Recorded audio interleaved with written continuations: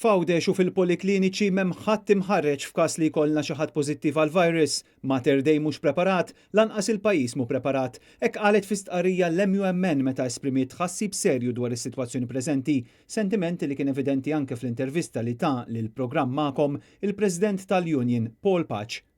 Aħna ippreparati daqs jekk mhux aħjar minn sptarijiet oħrajn. Il-ftaħir kollu li aħna preparati tfisser li kull manna sodot huma 14 sodda għax għandna is-statistics l-ITU xort għandu bżonnijiet tiegħu.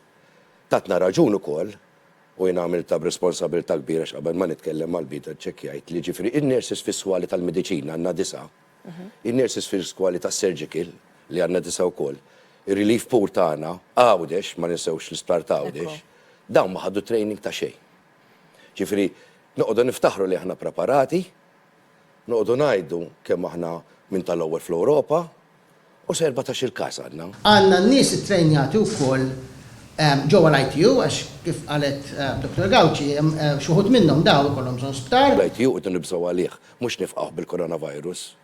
Sewwa, mela, pjan serju li ma tħabbarx illum la minn Dr. Marxal minn Gawci laqas minn Michael Bush kien li nidentifikaw star barrani post alternattiv fej konna numru kbir ta' infermiera mħarġa u mhux tal-ITU u laqqas tal-IDU għax dawk għandna bżonnhom hemmhekk. Fej meta jkollna bżonn iktar sodot, nafu għandna serħan tal-moħħ fejn imorru. L-MUMN tinsab imħasba dwar il-fatti li l-uniku post fejn huwa pjanat li jitratta l-coronavirus huwa l-Isptar Mater Dei u m'hemm ebda pjana l-unit ta' iżolament barra mill-Isptar Ġenerali ta' pajjiżna. Skont l-MUMN l-Isptar Mater Dei u aktar il-pajjiż huma preparati f'każ li jfaqqa l-coronavirus f'Malta, dan għaliex il-pjan tal-Gvern jaħseb biss għal 14-il sodda. Il-kriżi tal-coronavirus qed qajjem tħassib serju anke fost in-negozjanti. Il-Kamra tan-Negozji żaru medji fi stqarrija qalet li fl-aħħar ġimgħat l-ammont ta' domandi li rċevew żdiedu jum wara l-ieħor.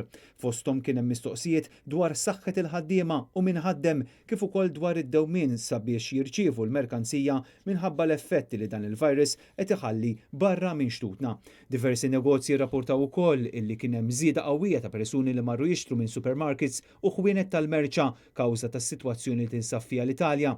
Il-Kamra tal-SMEs qed tinsisti li l-pubbliku m'għandux għalfejn jallarma ruħu b'dan il-mod u għandu jibqa' jgħix ħajtu fin-normalità assoluta għajr biss li jieħu prekawzjonijiet neċessarji.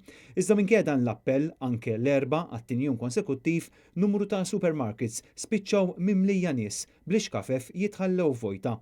Fi żviluppi ieħor importanti fl-aħħar sigħat intlaħaq qbil dwar is-saħħa u s-sigurtà tal-ħaddiema fil-Port Ħieles minħabba l-coronavirus.